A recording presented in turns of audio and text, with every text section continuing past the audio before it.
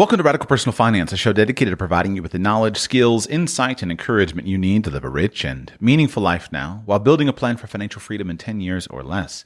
My name is Joshua Sheets, and today I want to talk about Bitcoin. This past week, I have just been in Miami attending the Bitcoin 2022 conference, perhaps the largest Bitcoin conference in the world at the moment. And it was indeed quite large. To give you a context of scale, the organizer of the conference said that they had 25,000 attendees. What I found most impressive was simply visiting the exhibit hall. And I've been to a lot of conferences over the years. I find conferences a very efficient way to come up to speed quickly on a topic. And so I'll routinely attend a conference that I'm trying to get a lay of the land. And what I find useful is certainly the speakers, yes, listening to the talks and getting an idea of the ideas that are presented at a conference, I find very useful. Also the people, yes, some of the people you meet at a conference are often leaders in an industry, and it can be a great chance to meet some of the creme de la creme of an organization. But I find the exhibit halls often quite useful. And especially more when I was younger, I would go to an exhibit hall and I would routinely just simply visit every booth. Here are people who have paid money to get their message in front of you.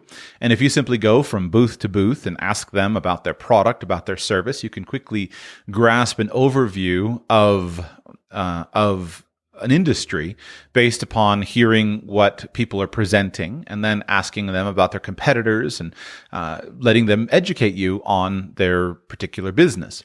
Well, most of the time, you need a few hours to cover an expo hall. There are some exceptions, right? You might have a huge, the Consumer Electronics Show or something like that where it's huge. But in this case, I found the expo hall so big, I didn't even get through a third of it myself.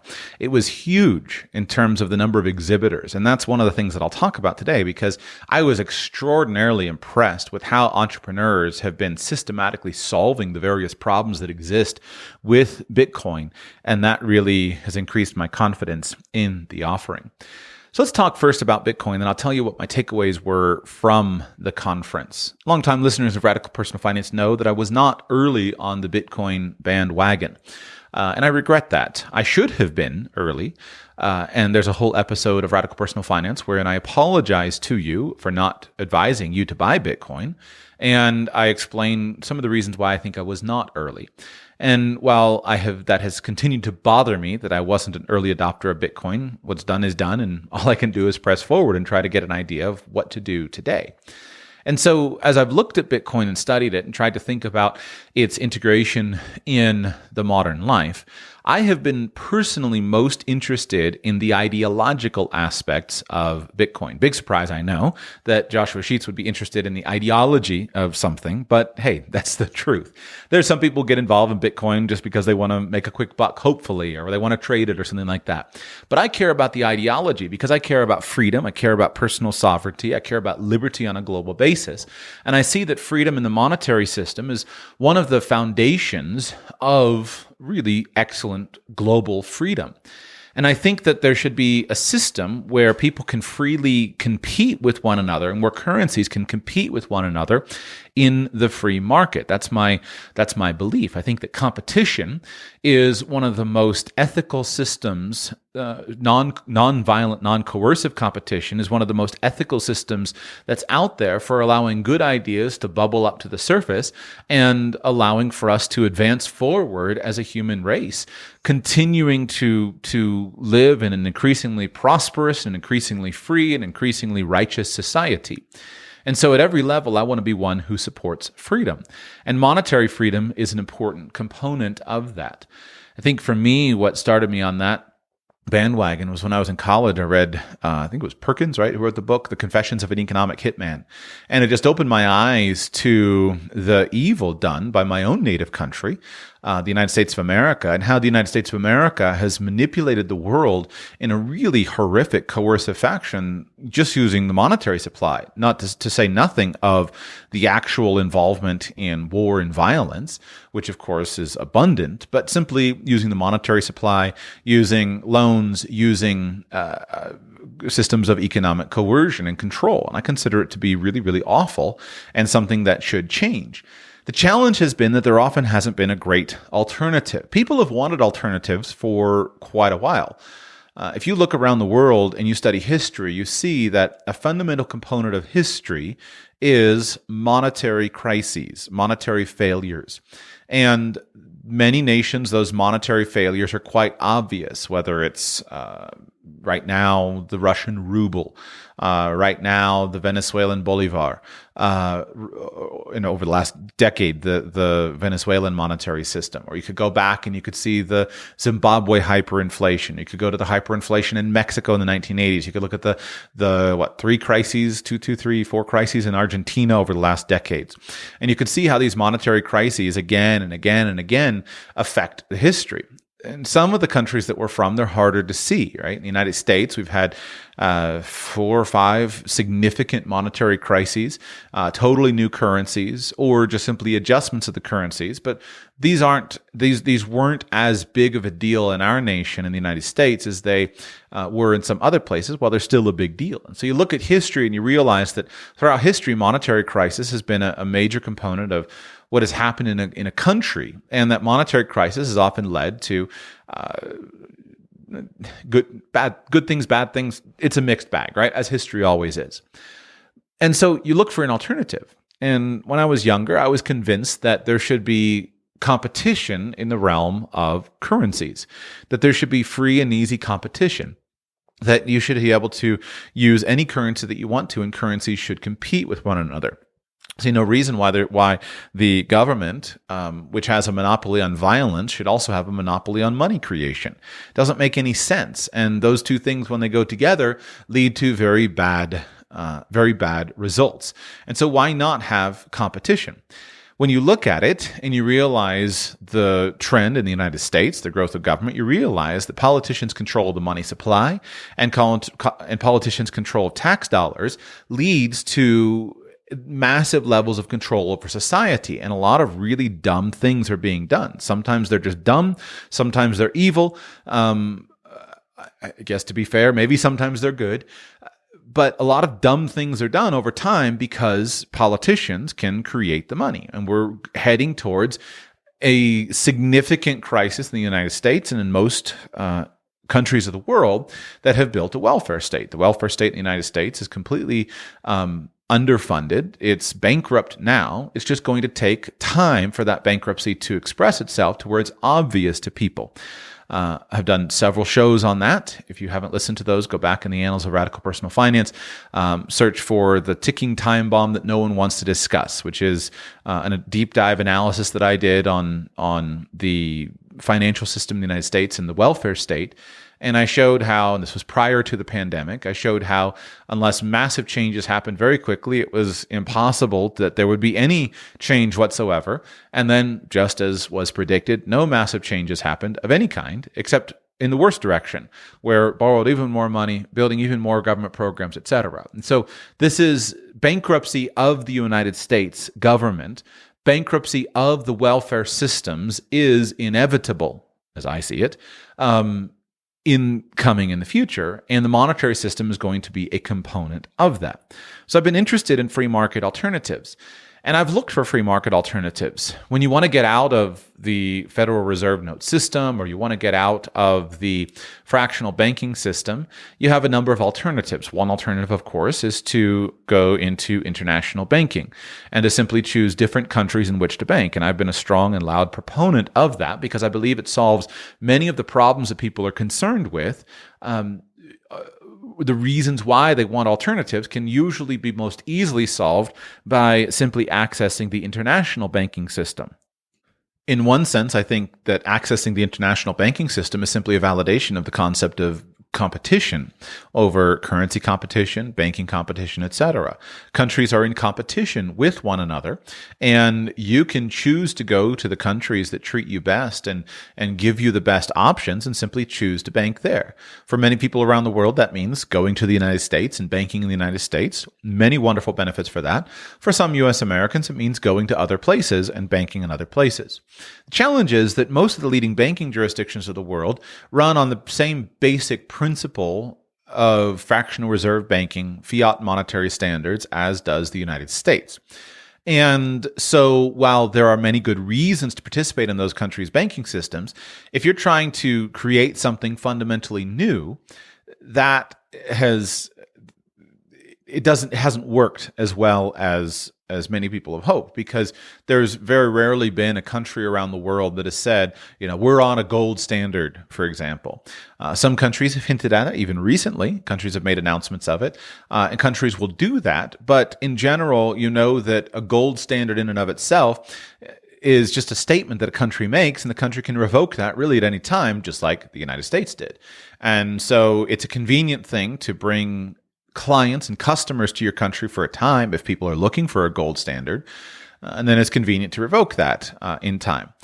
So you say, what can be another solution? Well, maybe I could exit the fractional banking system entirely. Remember, years ago, I first came across the concept of some people who were trying to start an old-fashioned silver bank.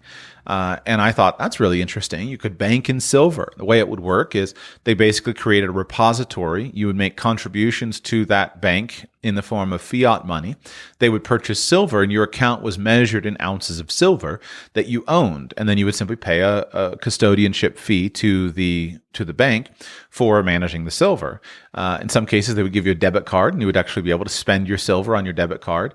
And I thought, that's a great idea. The problem is it's an old technology that doesn't really work so well in the modern age, because so much of what we do is digital. And while you can appreciate the fact that I might have silver deposits held at this old bank, and that's great, you look around and you say, is this really what's necessary? And is silver really the right solution? And this seems really unwieldy. Wouldn't it be great to have a digital solution to this? And since the dawn of the internet, when people realized the power of the internet, having some form of reliable digital money or digital gold has been a basic component of what people have wanted to make the internet work more effectively. There have been many efforts made. E-gold, digital gold has been promoted by various people, but Bitcoin has broken through in a powerful way all of the other competitive ideas with some really ingenious thinking, a really ingenious way of developing a new system. And so the question has been, well, is it real? Can it work? Will it work? What's the future? And I think most thoughtful observers have recognized that there could be a wide range of outcomes. And many people would say you could go either to zero or it can go to the moon, right? There's a wide range of potential outcomes available in Bitcoin. Since we don't know the future, we don't know which outcome will happen. It's not certain. We all have our guesses, we all have our opinions, but we don't know which outcome will happen. Well, I think that now the outcomes are starting to narrow, meaning that I don't think myself that there's much case at all that Bitcoin will go to zero, for example, and be totally worthless.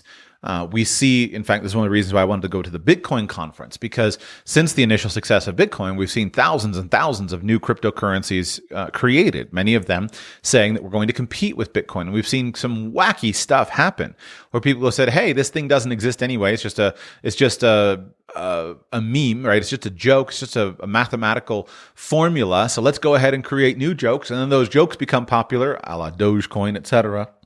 And people look at it and say, well, what's the future? What does the future hold? And I think that even over the last year, there's been some significant stress testing of Bitcoin specifically being banned multiple times by many countries, right? China banned it multiple times. You see the Canadian government trying to ban Bitcoin transactions, coming hard after Bitcoin custodians with the trucker convoy protest. Right now, I think the use of Bitcoin in Russia and in and out of Russia is a really interesting stress test to watch. New legislation in the European Union over cold wallets over even just this last week is really important to watch. And so we're seeing a stress testing happen significantly, but we're seeing Bitcoin work in many, many ways. And so as the years go forward and as more and more of these stress tests happen and as there's more and more development, we see that Bitcoin is showing itself increasingly resilient. Now, I want to talk for a moment about some metaphors that I use. Then I'm going to give you my takeaways from the conference and why going to the conference impressed me so much. I believe that it's possible to have, in many cases, a superior solution to a problem that simply doesn't take on, that doesn't work because there's not widespread adoption. And this is one of the problems that faces Bitcoin, which I think it's overcoming, but it's one of the problems that it faces Bitcoin. A currency is valuable to the extent that it is universally desired and acceptable. When you think about what money is and you try to clarify and define what money is, my favorite definition is simply that money is the most marketable commodity in existence. It's the thing that everybody wants. That's what money is. You can have various forms of money. You can have conch shells used as money. You can have beads used as money. You can have gold and silver coins used as money. You can have US dollars or euros or Canadian dollars or Deutschmarks or francs or any number of things used as money. You can have money that's used in certain places. I thought it was fascinating watching the various video game forms of money that were used as currency and traded in Venezuela over the last year, because people were looking for something. They said, hey, I can trade this digital currency, this currency that exists only inside this certain game. And it's no different than trading credits for iTunes or Warcraft credits or all the stuff that's needed in the digital world. And so money can really be anything, but in order for it to be money, it needs to be desired and accepted by people as being universally valuable. And so that's why a US dollar can be so useful. You can go almost anywhere in the world and people know the value of the US dollar because it's so large. That same currency that is valuable in one country may not be valuable in another country. If I brought to you a Colombian peso and you're living in Canada, it's going to be more difficult for me to convince you to accept that Colombian peso than it is a US dollar. And it's going to be far easier if I just simply have a Canadian dollar. So money is useful and valuable to the extent that it's desired and that it is usable by many people. Do people want it?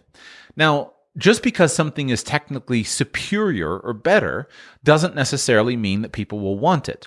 And as I was at the conference, I was thinking of examples of this, and I thought maybe a good example to consider this is a language example.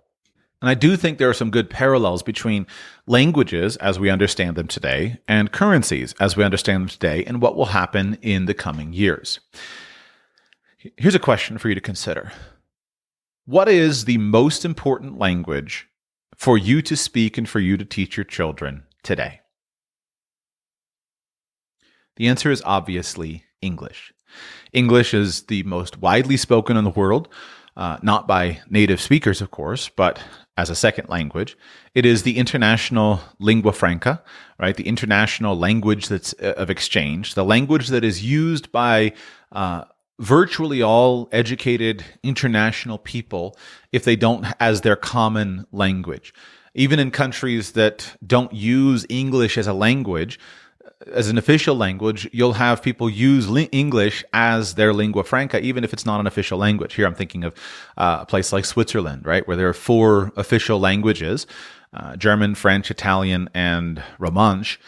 And yet, if a German-speaking Swiss goes to a French-speaking region of Switzerland, there's a good chance that they'll use English to interact with one another because the German-speaking Swiss and the French-speaking Swiss are taught English in school, and that will be a comfortable lingua franca that perhaps doesn't have the baggage of their German and Swiss arguments and culture, etc. And the same thing happens all over the world. If a Japanese businessman goes to Hong Kong to meet with a German businessman, they're going to be doing business in English, even though one is from Japan, one is from Germany, and they're meeting in Hong Kong. They're going to be doing business in English. And so all thoughtful, educated, thinking elites around the world make sure that their children speak English well. They educate their children in English. They hire tutors. They make sure that they teach their children English because that is the language of the future. Now, of course, there can be local lingua francas, as there always has been throughout history, but today, English is the dominant player. But English is not the world's best language by any stretch of the imagination. English may not be as bad as many people allege it to be. English can be pretty easy to learn in many contexts. But English has its own intricacies, its difficulties, its things that make it hard to figure out and hard for people to learn. And so over the years, people have invented other languages that are designed to be easy to learn and easy to use. My favorite of these, or at least the one I know the most about, is a language called Esperanto. Esperanto is a brand new language that was developed, and it was designed to be easy. It had no native speakers. It was a completely made-up language, made up in the late 19th century. And it was invented to be a universal second language for international communication. It was supposed to be similar to many natural languages. They call that naturalistic. And it pulls a lot from European languages, but its grammar is created to be very easy to learn, very simple, very consistent, etc. And today, Esperanto has a wide group of users. Estimates are that today there's something like 100,000 people that speak Esperanto. All of these 100,000 people have been attracted to the concept of a superior language, and they've learned Esperanto, and they get together with other people around the world, and they speak Esperanto with those other people. And yet here we are, more than a century after the language was invented, and you have virtually no one who speaks or uses the language, and you have virtually no practical application of this language. 100,000 people, when compared to a global population, is a laughably small number of people. Now, Esperanto enthusiasts are often quite passionate. They're quite passionate about their subject. They say it's great. And yet, point remains that I personally have virtually no interest in learning Esperanto. I would rather spend my time learning a language that is spoken more broadly in a natural setting, because I think it's more useful than speaking this artificially constructed but superior language called Esperanto. And so when I think about that, I see a lot of parallels between Esperanto and Bitcoin. Let's pretend for a moment that Bitcoin is a superior solution. Let's pretend that the basic concept of Bitcoin is a better solution. And I would say in some ways, I'll use the word undeniably, it's a strong word, but in some ways it undeniably is, at least from my perspective. Just like Esperanto is, in some ways, undeniably better than English, or better than Spanish, or better than Chinese. It's just undeniably better. It's created to be better. But that doesn't, just because something is created to be better, doesn't mean that it's going to gain widespread use, that it's going to gain widespread adoption.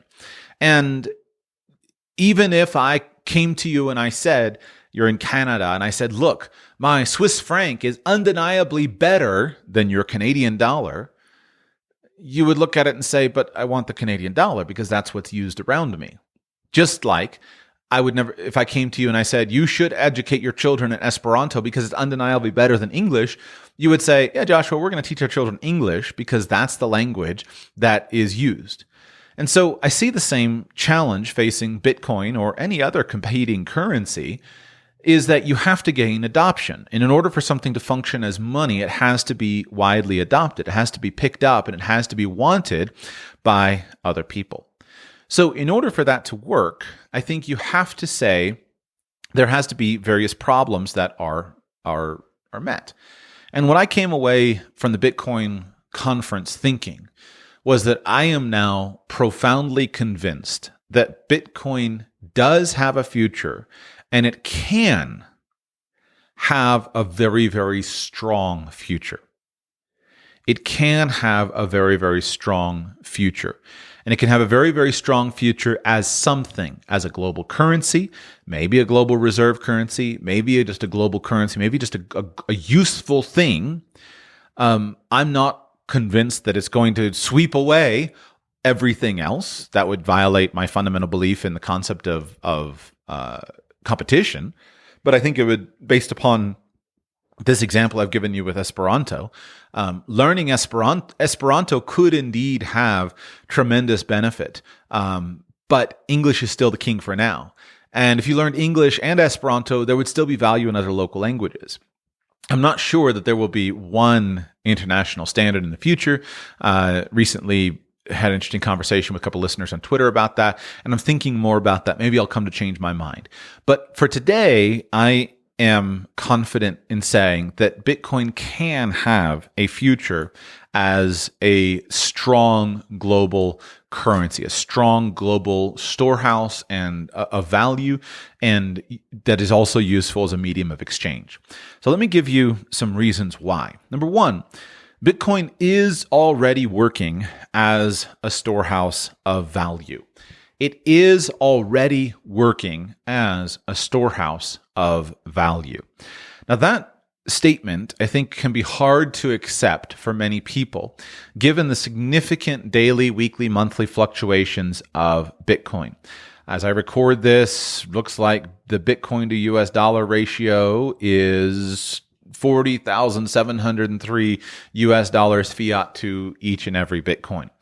And you see that there are significant fluctuations up and down.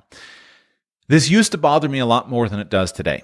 And in fact, if you would go back and find early recordings of Radical Personal Finance, you would hear me make statements like these fluctuations have to smooth out in order for Bitcoin to gain more widespread acceptance.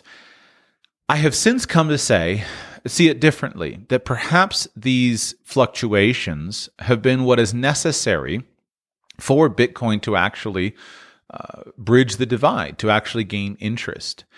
I used to say and criticize Bitcoin and say that the only reason people are getting into Bitcoin is because they want Bitcoin to go up. They want Bitcoin to go to the moon.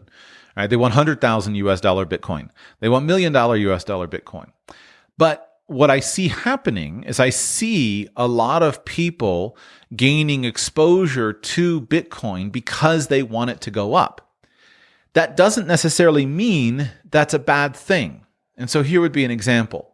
Back to the language question.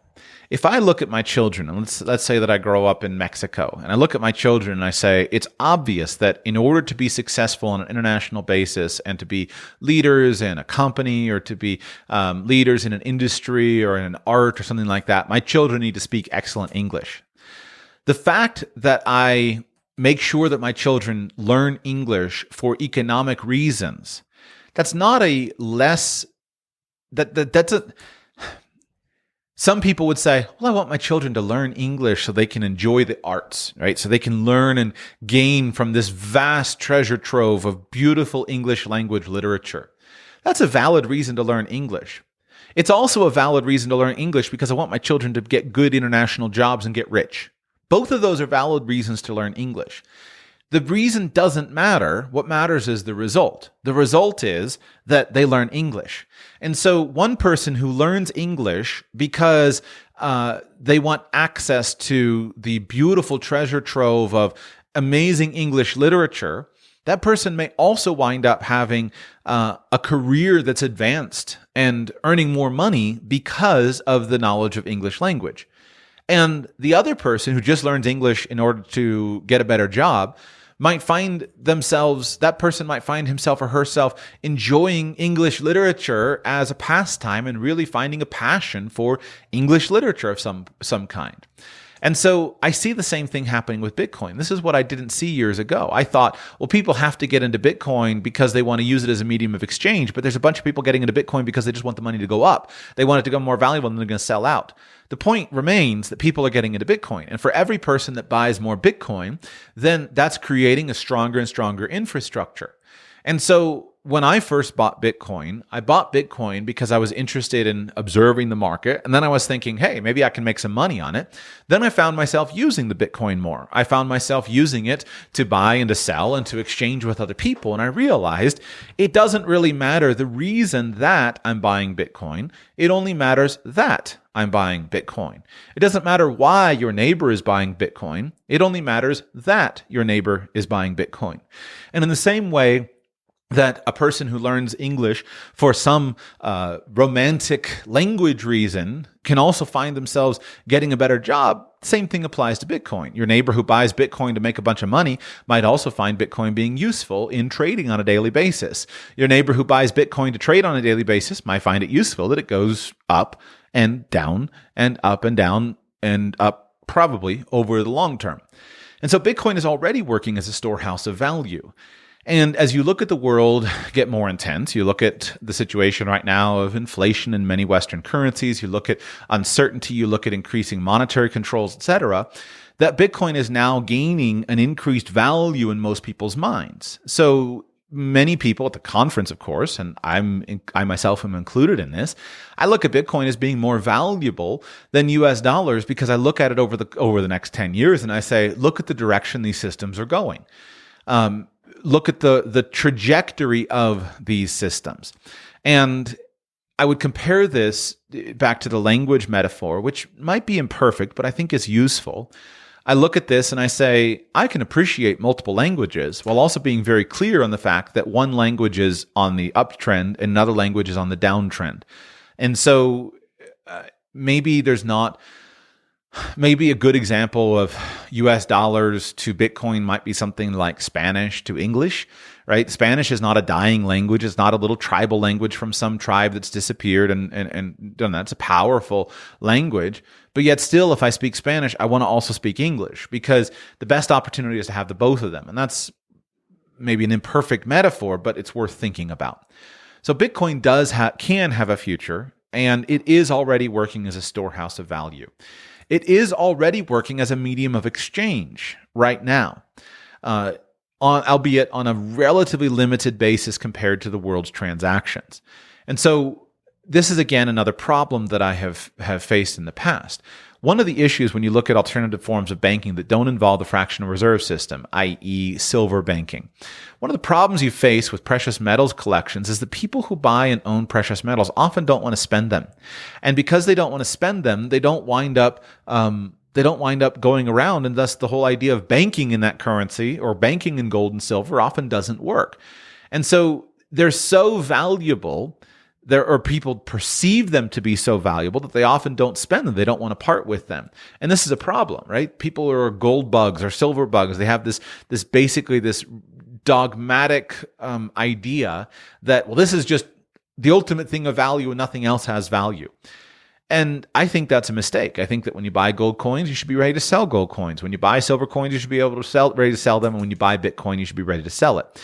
And so in order to do that, you need to use it as a medium of exchange. Now, the limiting factor for Bitcoin has been very significantly the fact that you always had to get into Bitcoin from fiat and get out of Bitcoin from fiat. And I think this is a powerful argument against Bitcoin. People say it's not really a currency because you can't buy and sell in that currency. That is changing. Maybe it was that way 10 years ago, but that is changing. And I think today you see that more and more people are happy to accept Bitcoin directly, to hold Bitcoin, and to spend Bitcoin. And I think in the years to come, I see that trend increasing significantly. The big news last year was that El Salvador passed a legal tender law stating that people should accept Bitcoin for transactions. And so today you can go to El Salvador and you can spend your Bitcoin directly, making instant transfers to purchase goods and services in local stores. I see that continuing over the last few days. There have been major announcements of these efforts. Was it Lugano, Switzerland, I think, passed a legal tender law for for Lugano for Bitcoin. I think governor, I'm not sure which title to use, but the governor of Madeira, the little Portuguese set of islands out near the Azores in the sea, they are moving forward with broad Bitcoin incentives in Madeira. Honduras has been threatening to pass a legal tender law. Mexico is making noise of trying to figure out how to integrate Bitcoin. And I think that this trend is probably going to continue. And in my opinion, I think it will continue. And I think there's powerful reasons for a country to move towards Bitcoin adoption. And there are many people who are working to encourage nation-state adoption of Bitcoin as an official currency and as something that is useful. When you realize the incredible stranglehold that many countries have on their finances due to the fact that big countries like the United States that control the US dollar can control and affect their financial situation, you can see how attractive it is to a country to be decoupled from that form of imperialism by a large international country. I won't go deeper into that. Countries have made various decisions. Some cases they've pegged their currency to the dollar. Some cases they've used dollars to get the benefits of the dollar. But it becomes a point of control when a country is beholden to the dollar. And so having access to a globalized system that's not controlled by a nation state can be a major competitive advantage for a country. And that may be something that continues to develop in the coming years in the Bitcoin space, which would be very exciting. It would be exciting to see small countries able to compete on a global basis by having access to a large currency, if Bitcoin indeed becomes a large currency, but yet having a large currency that's not controllable by or controlled by or controllable by a big international imperial power, and where they don't become basically a colony of that country by jumping onto that country's currency. That would be cool, because it's a major disadvantage for a country to have its own currency that's not internationally strong. It can subject them to major difficulties on the global basis, but it can be an advantage if they could have access to an internationally stable system that wasn't based upon imperialism like the US dollar or like some other large currencies. Back to the fact that Bitcoin is already working as a medium of exchange. It does work. And I have bought and sold various things directly for Bitcoin. Many of those things, and today it's already working. And so the solutions that are already out there are at least 8. I didn't count perfectly, but there are at least 8 different custodians of Bitcoin who are now offering a debit card directly for your Bitcoin reserves that allow you to buy and sell locally and have the money drawn from your Bitcoin balance. With that, plus the integration in the digital world, things like Apple Pay, Google Pay, et cetera, bringing those debit cards into those systems means that you can today effectively bank in Bitcoin, even if Bitcoin itself is not accepted. And I used to think that this was going to be a big problem. But in my travels around the world over the last couple of years, I don't see why it is a problem anymore. I do most of my banking in US dollars. But when I travel the world, the fact that I do my banking in US dollars doesn't really matter to me on a global basis about spending dollars. I just simply go and I buy the stuff that I need, and then I click the button on my watch and use Apple Pay, or I swipe a US credit card, and behind the scenes, the credit card company settles the whole system, and my US dollars go and pay my foreign currency. And I don't really care what the foreign currency is or even what the local price is. And that's an amazing feature of the modern world. Why do I say I don't even care what the local price is? Pretty much everywhere in the world you go, the prices are set by the free market system. And so the free market system is setting the price. You can go into virtually any store in the world, at least a store that includes prices, not some local bazaar where haggling is a major component. But you can go into any grocery store all around the world, and you can be confident that the prices you're getting on your goods and items there is simply the market price. It's what it costs there, factoring in paying for the transportation, paying for the purchase of the raw materials, paying for the manufacturing, paying for keeping the lights on the store, et cetera, and a little bit of profit for everyone in between. And you're going to get a fair, just price there. And then the international competition for foreign exchange rates is what's setting the exchange rate between your local currency and the US dollar. And so the whole system is extremely efficient. It's extremely fair. And you could just walk into any store in the world, pay with your Apple Pay or Google Pay, and be on your way. It's fast, easy, and simple. And so why can't Bitcoin play a role in that? It is already possible with the system of debit cards, and I think will be increasingly possible in the future.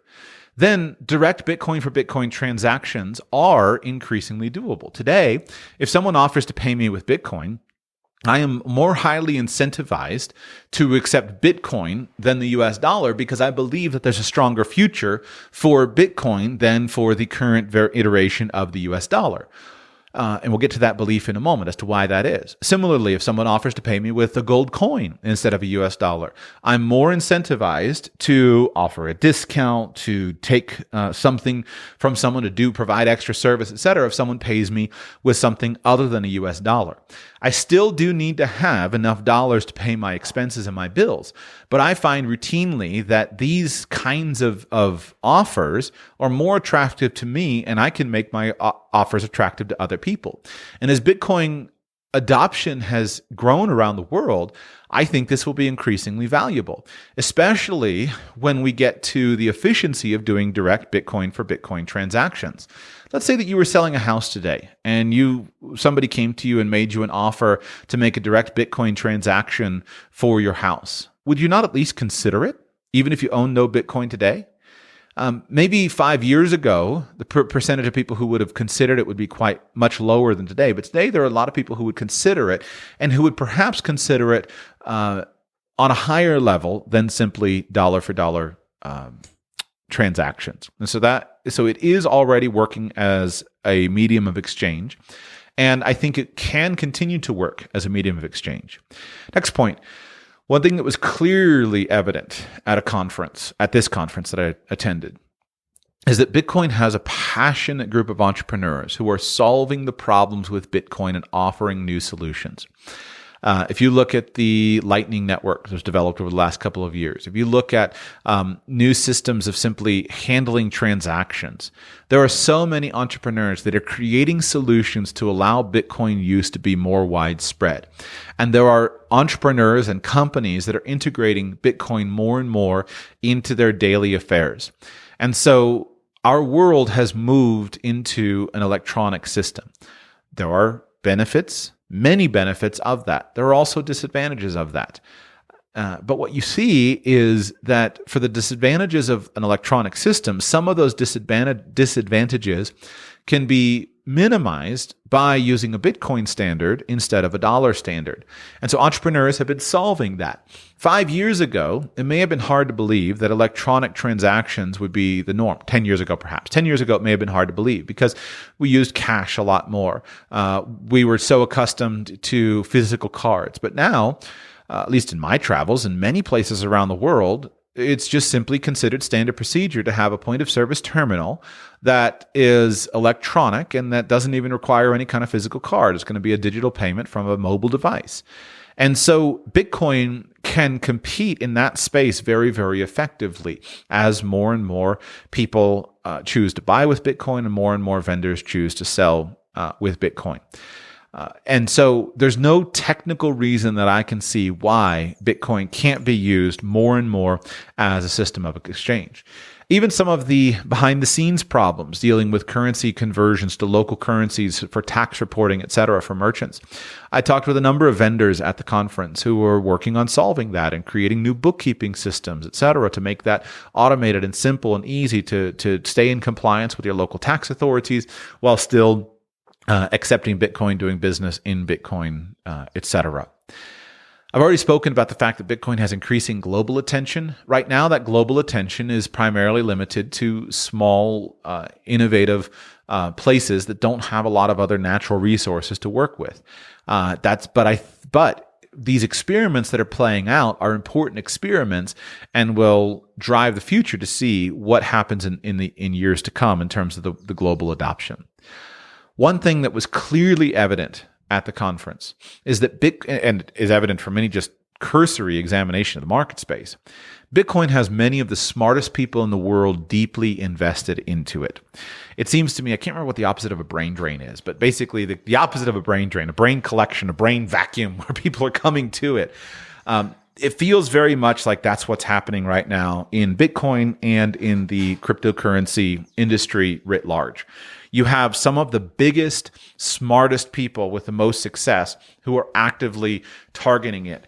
And right now, if I'm giving career advice to anybody who's smart and educated, I am saying go to the Bitcoin industry or the cryptocurrency industry broadly and see if you can find a problem that needs solving and solve it.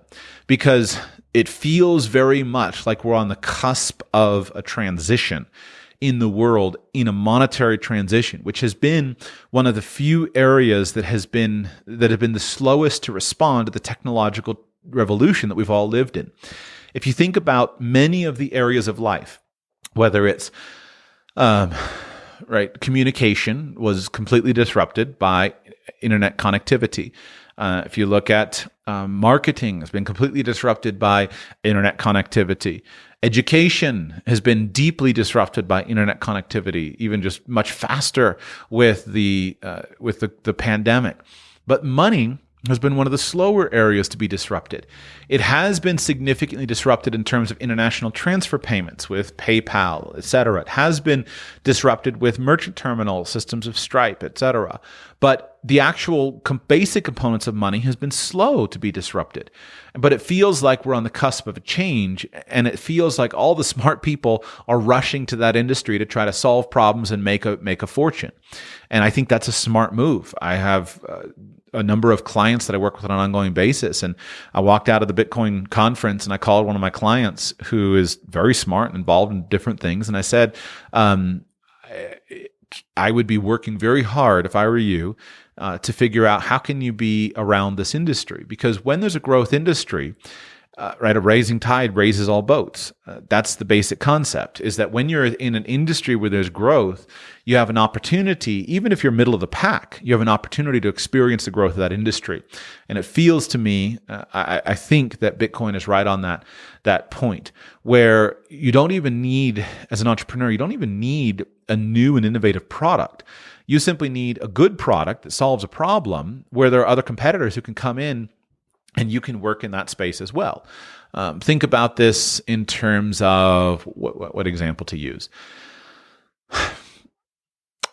You can go to any industry. I guess the point is simply that any industry, whether it's everything from cars to computers to cash registers, it might be great to be the early prime mover in an industry. It might be.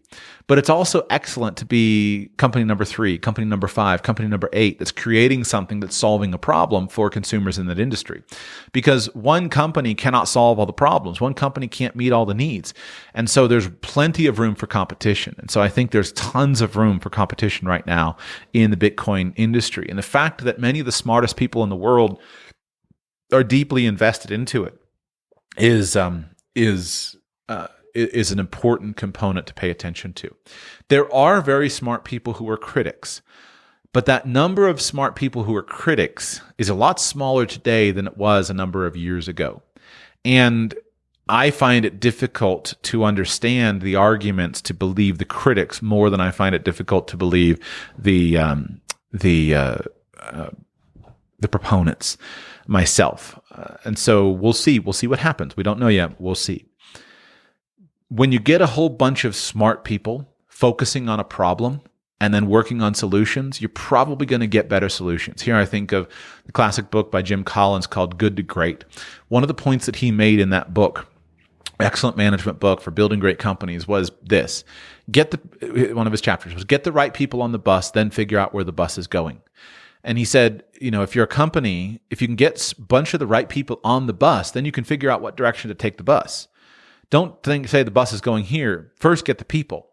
And to me, that's what it felt like being at the Bitcoin conference, is that all the right people are on the bus. So now let's figure out where the bus is going. And maybe the bus goes where we thought it was going to go 5 years ago. Maybe it doesn't. But you can't have that many smart people on the bus working on problems and then not have the bus go somewhere good, which leads me to my next point. One of the things that deeply impressed me at the Bitcoin conference was how ideological the enthusiasts were. And I mean that in the sense that if you talk about people wanting free control and sovereignty over their money, they were there at the Bitcoin conference. That was why it was. Yes, I think everyone who was there wants to get rich. Who among us doesn't? I think we would all love it if Bitcoin went to $1 million, everyone who owns Bitcoin.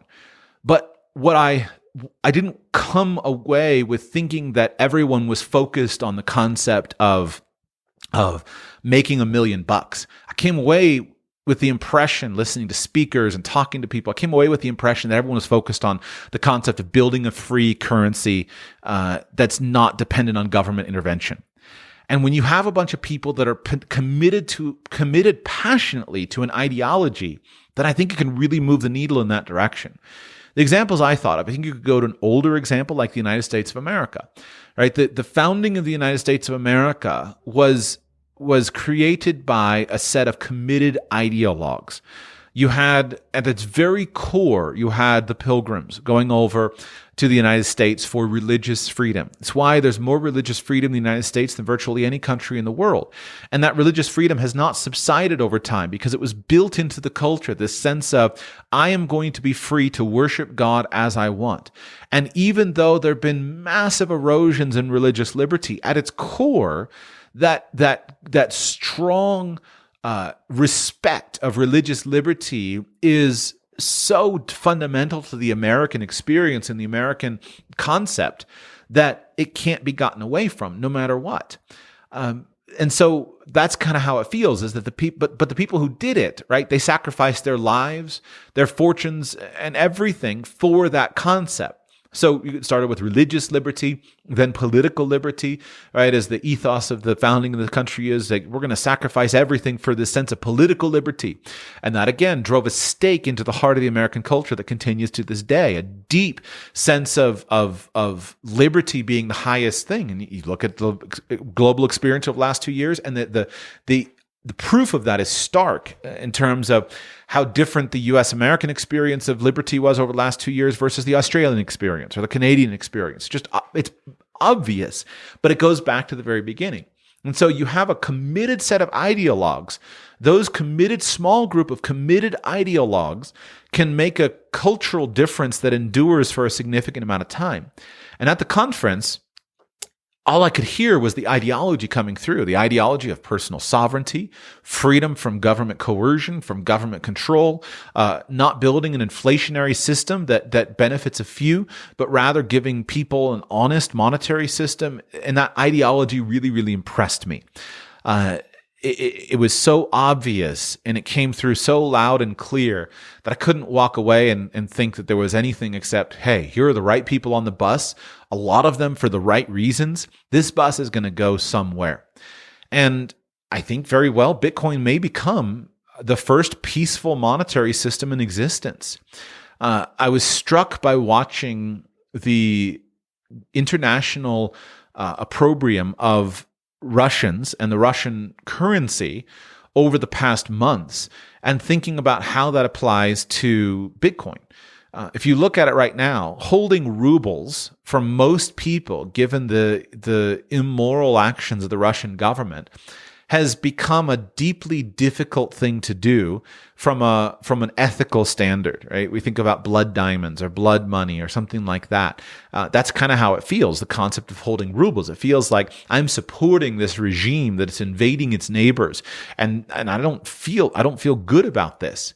Well, I have a similar feeling about the US dollar. And I think that many thoughtful people who examine the facts would come to a similar feeling. The problem is it's hard to promote an alternative.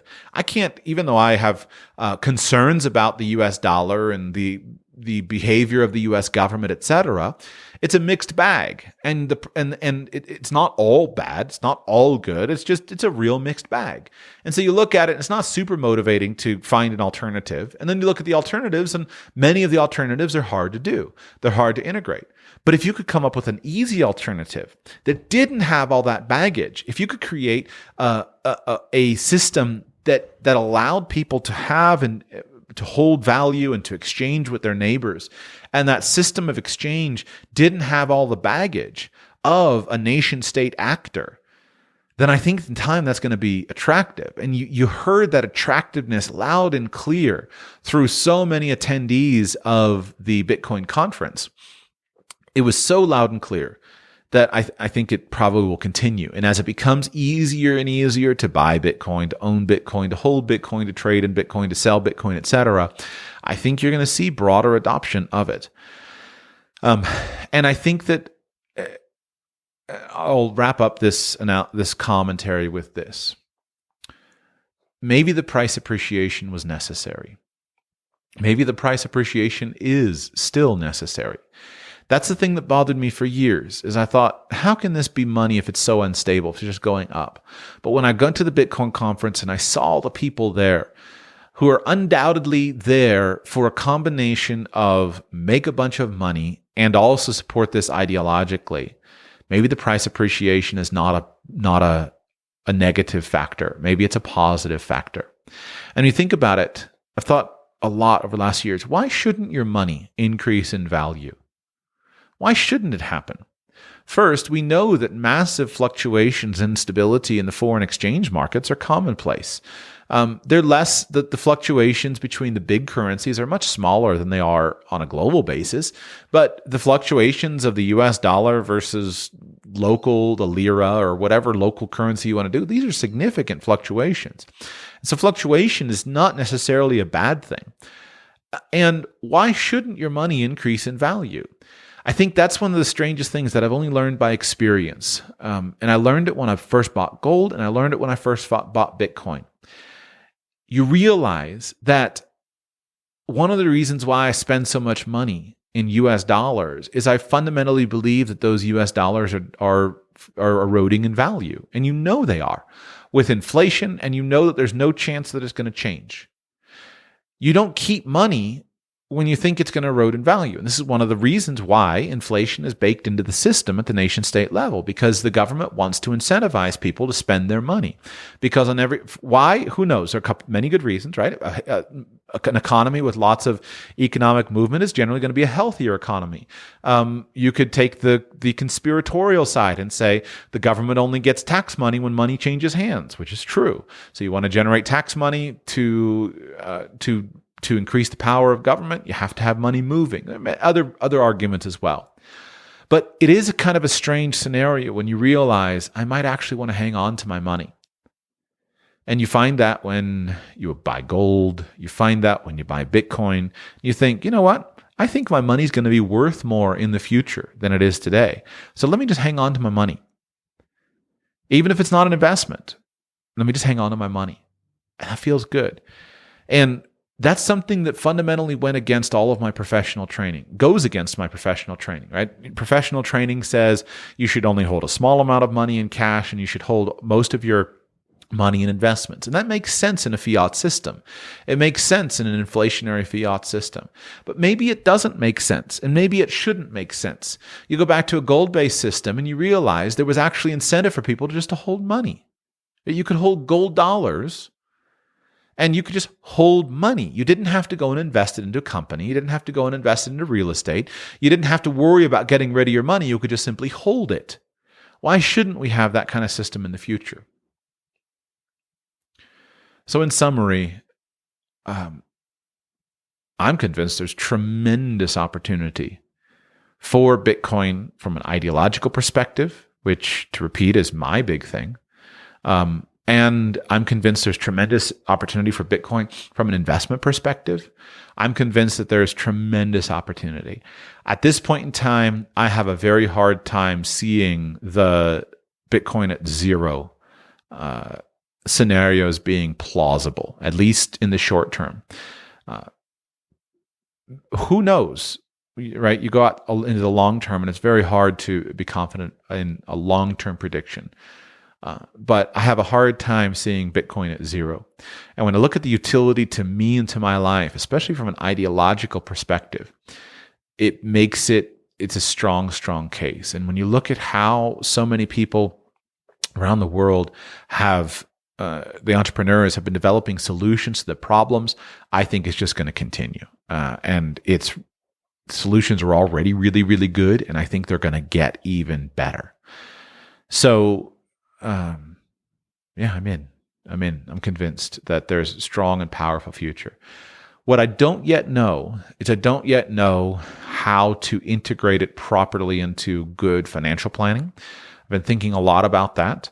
And this is where you get into that argument between a currency and an investment. Right? If you think of Bitcoin as a currency, and you were a financial planner, you wouldn't say to somebody, well, go put all your money into a currency. You still want people to invest.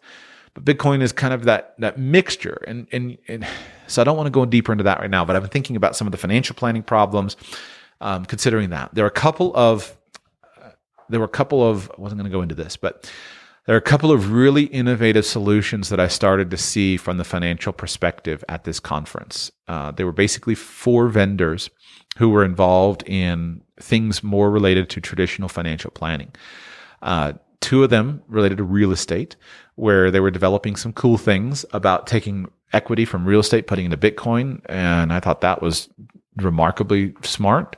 What they're doing, and then a couple people working in insurance products. But the insurance products are nothing is being done in Bitcoin.